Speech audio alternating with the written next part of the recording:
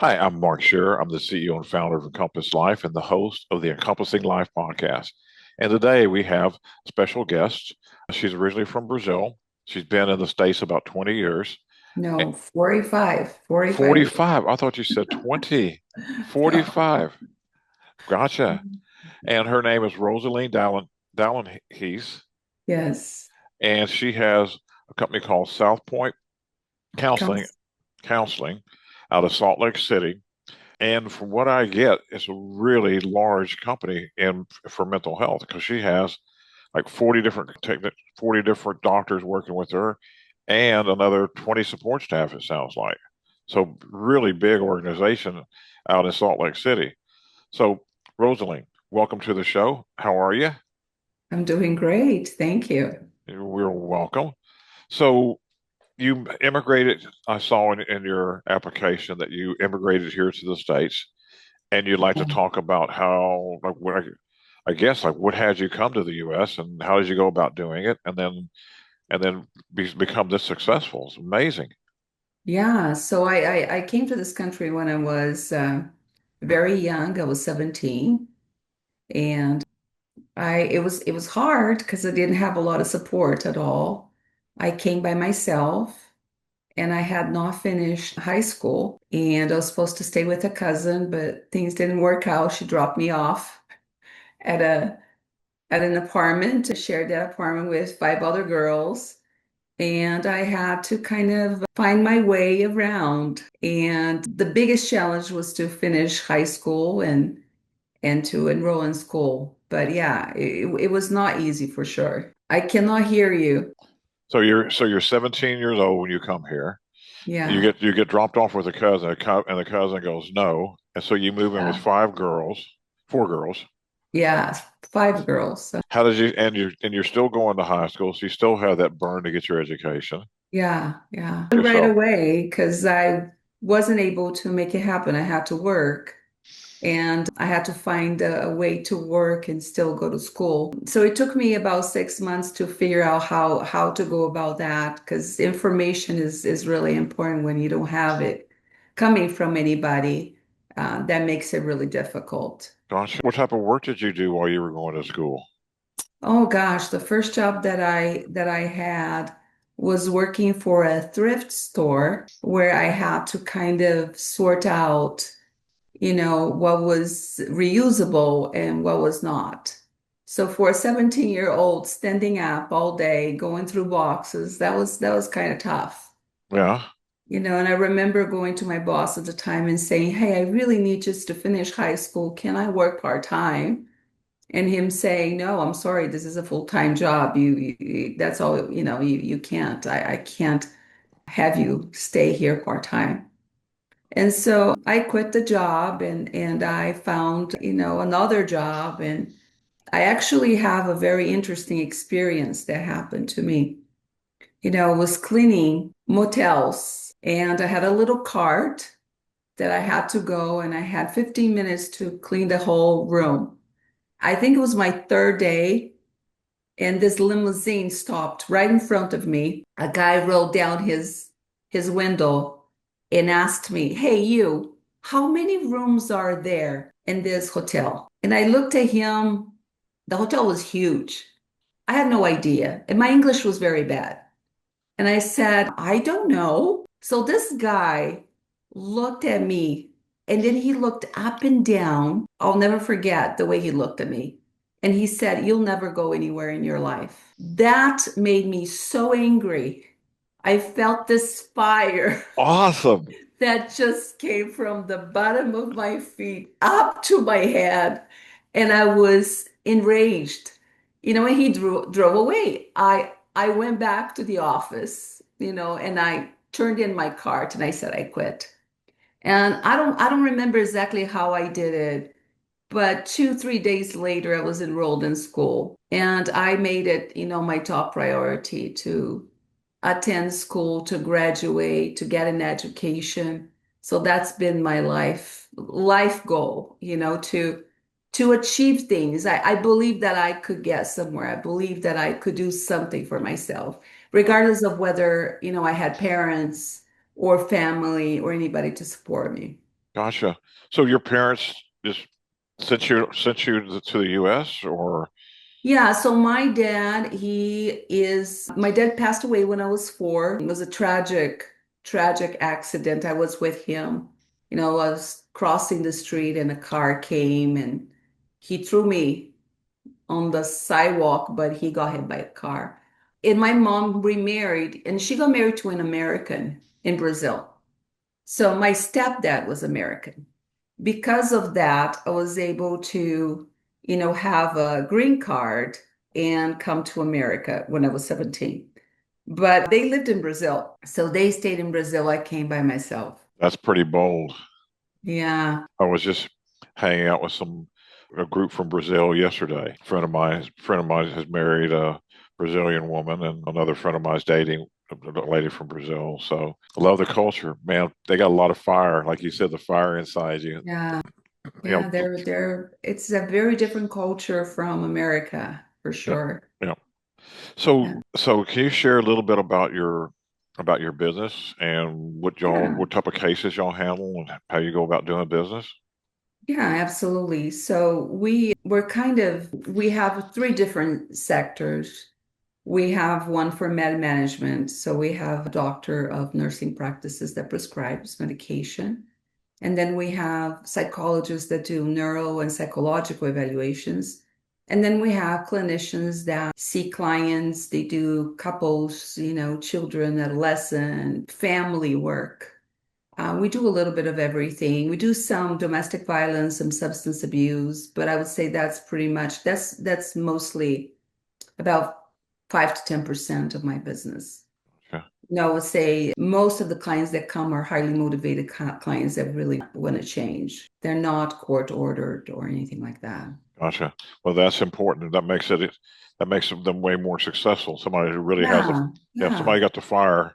Other people, exactly. some people will come in like they're trying to prove that whatever we do or what's that doesn't work won't work for them. Like their stuff is so special that nobody can help them.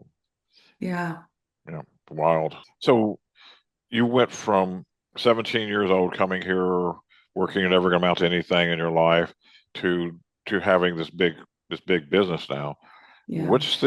What had you go into business for yourself?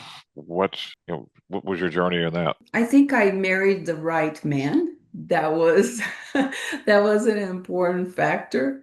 We joke because the visionary and he is the executor.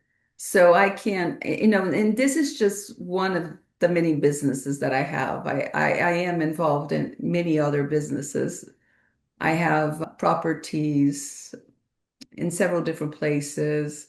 I have another business. It's called Mr. Garage.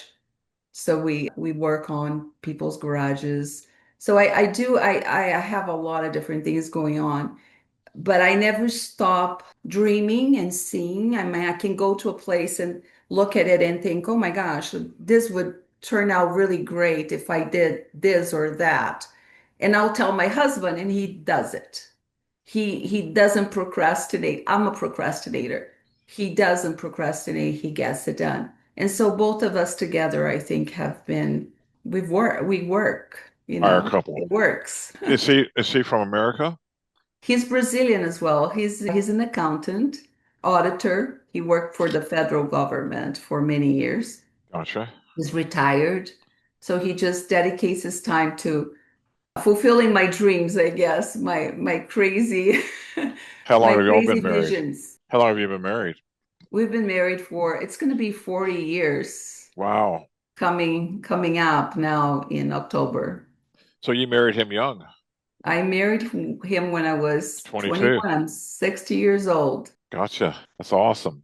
Yeah. I'm 66 and I'm single. I've been divorced for about 30 something years. I have a partner now that's really things are going really well with them, and we'll see here. Yeah, the Yeah, person that you choose to marry is probably that's the most important decision of your life, I think. I agree. So many people, the way people get married, you know what? You've been to Las Vegas. I'm sure you've been to Las Vegas, Oh right? yeah. Oh So yeah. you know, like the slot machines. Yeah. with the bells and whistles and all that stuff. So what most people I think call love is when they have two slot machines slot next to each other and they have simultaneous jackpots. They go, "Oh, we got Yeah. to be in love because all the bells and whistles went off." And like, what do you know about the person? Well, not much. Yeah, well, that's the problem right there. When you make a decision based on the in love feeling, you're in trouble, right? Yep, Because you're not thinking straight. You're not thinking yep, about what's best for you. You're just in love. yep. So you really need to be able Or to, more lust, I think, a lot of times. oh yeah, yeah. That's what in love means, Yep, not having that ability to think rationally. yep, Yeah. yep, yep. And for me, when I was married before, I did shopping list love and I did tit for tat love. You know, where, well, I like this, but I don't like this, and Yeah. they're not doing this, so I'm not going to do this. Yeah. And it was painful, man. It All can up in be my head, painful. yeah, all up in my head, keeping score sucked. Well, marriage is not easy, right? It's hard work. It's like a business. People look at me and think, "Oh, you're so successful," or "You have so much money," or well, it's hard. It's hard to have a business. It requires a lot of work. And people want to have what I have, but they don't want to do the work. Some people, right? And so it comes with the territory. Having a relationship, any type of relationship, requires a lot of dedication, commitment, and work. Yeah, and I think people, a lot of people they say that they're terrified of failure, but I think really they're terrified of a success because for that person to become successful, they're going to have to reinvent themselves, and that's what's terrifying. All the time. Yep, all the All time. the time. You're so right about that, right? There's not one single day that you don't wake up and you think, okay, what do I need to do today to be successful today? We're highly motivated people, right? Yep, That we're always reinventing ourselves for yep, sure. yep. And if people don't clear up the pain of their childhood, then that stuff that stays in, seduces them to stay in a sedated victim state Yeah, until they can shift it. They got absolutely. to find a future that's so bright, all that pain goes. I mean, I can be that. That's Well, what and I can be. unfortunately, nowadays, that's being thought that you should stay in your victim mentality, Yep. that that's the safe place for you to be. Even, cases of anxiety, right? We see a lot of teens that their parents bring them to therapy and they're staying home, they're doing online school, they're not meeting up with friends, they're not doing anything, and they They're have not lots of active. anxiety. Yep. And now the parent says, fix them.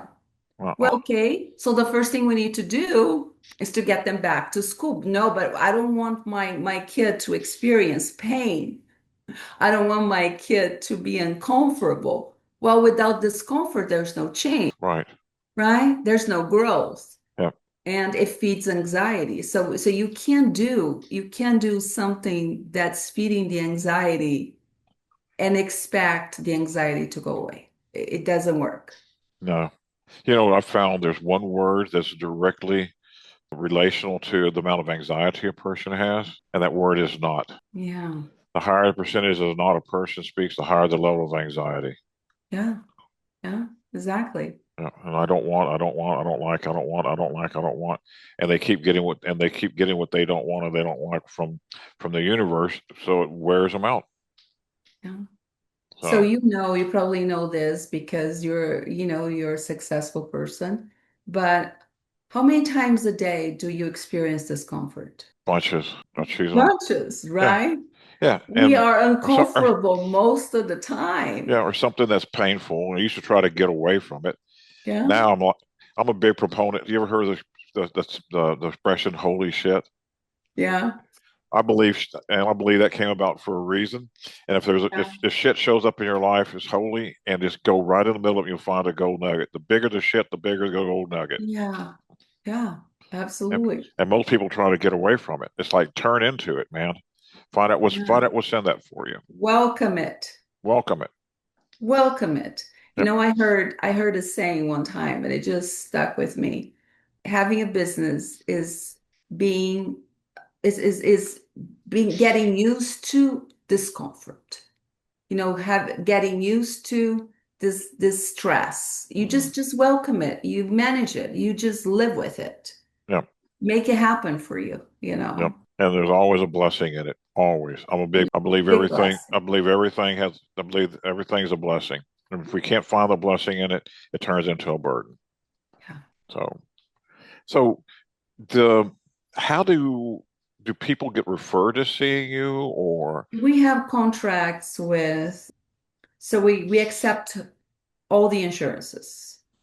We also take Medicaid, Medicare. We have a contract with the Jordan School District. So, the school district has a program that they refer clients to our agency. And then we have relationships with a lot of different hospitals and doctors. And we've been around for about almost 20 years. gotcha. Do you have people just come in off the street as well? Yeah, yeah. Gotcha. So if somebody So something can you like say, hey, if you're experiencing these types of things, maybe we're the perfect solution for what you have and reach out to us. Like what's your perfect people coming in? If you're gonna tell somebody. The perfect people is just the people that want to change, the people that are motivated to change, or even the people that want to explore the change, the Yeah, changing process. Because in reality, most people are not ready to change. In reality, most people want change, right? right. So the process of therapy helps you get to that place where you want to change. Yeah. So if you're stuck in your life, you believe there's more Yeah. and If you're you've been stuck, if you're in pain, if you just think, okay, I wish that this pain could go away, that's a good start. yeah, You know, or you the you don't see how you're contributing to the pain. You don't see how your part, your changes can eliminate or ameliorate that pain, right? yeah, or if you're on the do have be hamster wheel. You do enough, you have enough, and finally you can be something. Yeah. Instead of you be this and your being this affects your doing and your having is a benefit. But Yeah. the do have be is a good way to burn yourself out. Yeah. It's interesting because people come, I would say 90% of the people that we see come because they're in pain and they want to be heard, right? And so that's what we do. We validate their pain, we validate their emotions, we meet them where they're at. But the beautiful part of it is by doing that and gaining their trust, then we can take them to the contemplation of a better place, right? Okay, so here you are, you're in pain and it hurts. What would it be like to be in a different place? And then helping them acknowledge, okay, what is it that I'm doing that's contributing to this pain? And what changes do I need to make? So how long does It's a somebody beautiful generally stay? journey. Yeah. How long does somebody generally stay with you? Well, it really depends. I have to say that usually it varies. But I could do great work, like with couples, for instance, 12 sessions. I can completely motivate it, transform their relationship, right? Right. But if it's somebody that's on a bipolar disorder, has bipolar disorder, that's probably somebody that's going to need to stay with me for a long time, right?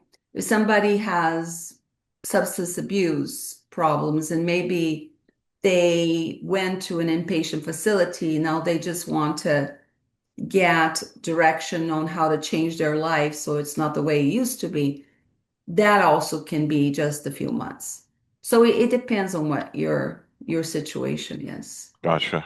You do things online as well, you said. So do you work online or just some of your other All of my clinicians have the ability to work online, and some of the clients, they do see clients online. I would say about 20% of my clients are online. do you still take clients? Are you the managing? So I have some very specific specialties, and because of that, I do have a waiting list. One of the things that I do is called PCAT, Parent-Child Interactive Training. It is a highly effective modality that helps parents that have kids on the spectrum or kids with ADHD or behavioral problems. Hmm. And so I teach the parents and the child ways to improve their relationship and parent Hmm. efficiently and effectively. So basically, it transforms their relationship.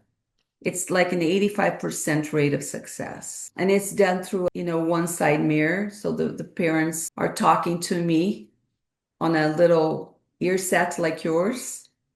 And I mean, they don't see it actually. It's just an ear set where the kid doesn't see. And I'm talking to them and seeing what they're doing, but the kid doesn't see me. Gotcha. Yeah. So that is one of the specialties that I have, but I also work with children that have acted out sexually. In minors that have acted out sexually. So those are specialties that I have. Besides everything else that I do a lot of marriage counseling, a lot of addiction, sexual addiction. Gotcha. That's cool. Cool. You've been doing this all these years, and you're still getting fulfilled by it. I love doing that. That's Yeah. the part that I love the most Yeah. Yeah. about my job, seeing my clients. Yeah. Yes. Me too. I love seeing somebody's eyes go from that, that withdrawn to the spark. They get a spark back in their eyes. All of a sudden, they Yes. get that little, oh, really? Yeah. And then they start to come alive. It's beautiful. I love seeing it. Do whatever it takes for that to occur. Yeah, I know. Cool. So how do they find you? How do people find you? I have a profile on Psychology Today. I have, advertising on Google. I have, again, And word of mouth. Yeah. your website. Yeah. Mhm. So what's your website? My website is southpointcs.com. southpointcs.com. Okay. And if they desire to reach out to you personally, is that possible as well? Yeah. So they can, usually I get, people just send me a message through my website. Gotcha. But my personal email is my first name, Roselene at southpointcs.com. Gotcha. And Roselene is spelled Roselene Yes. at southpointcs.com. So, Hmm. Roselene, I have one question I end the podcast on, and that question is, what do you love about life? What do I love about life? About life. Yep. I what I love about life is growth. The ability to feel like I am constantly evolving, becoming a better person. Being able to acknowledge my weaknesses and to see the changes that are taking place year by year. I love that. Gotcha. One of mine is I'd love as my capacity to both give and receive love continues to grow. That is part of the change, right? That's part of the Yeah. growth You know, that I'm talking about. And ultimately, it's all about love. yeah, it is. Yeah. Yeah, love is amazing. The Love better and you know how to love and how to receive and give love, the better you become, I think. yeah, me too. I couldn't even hug people 20 years ago. Couldn't speak in front of a group of people. Couldn't say the word love. Couldn't say the word God. And now I'm doing what I'm doing here. It's been an interesting transformation. See, that's something that Brazilians do really well. They know how to love. Yep. I've noticed that about I get the best hugs from my Brazilian friends. They know how to love. I'll tell you, this is very interesting, right? I go on cruises a lot, and you go usually to a cruise and you go to an elevator, you're inside the elevator, nobody's talking to anyone, right? And you've been on cruises before, I imagine. Uh, And you've got everybody goes to their room, nobody knows anybody inside that elevator. Well, I just went to a cruise where 95% of the crew were Brazilian. And I got in that elevator. And by the time I got to the floor, my floor, I knew everybody's phone number. And they had invited me to meet up with them. We formed, this amazing group that we still are in contact with today. yeah. And so it's very interesting, the changes, the cultural changes that take place. Yeah. It's America. A lot of people don't even make eye contact or anything. And No, I'm kind of the no. opposite of that. I'll get in the elevator, well, hey, how you doing today? What's going on? And they're like, look at me like I'm weird, but Yeah, I think it's weird to shut people off like that. yeah. I mean, man, enjoy life. Get to meet each other, get to meet other people, see what's up, man. I had a client once. She told me something that made me look at things very differently. She was very depressed, and her job was she was a cashier at a grocery store. And she told me, you know, I'm so depressed. I just hate my life, she said. And I hate my job. Do you know everybody goes through the line and they don't even look at me? I don't exist. I'm invisible. Nobody talks to me. And I thought, oh my gosh, how many times I did the same thing? How many times I went through the line, got my things, and did not even talk to that person that was helping me out, right? Right, right. So I made it a point to talk to everyone whenever I go grocery shopping. And because I always think, oh my gosh, it could be that person that's depressed because I haven't talked to them, I haven't acknowledged them.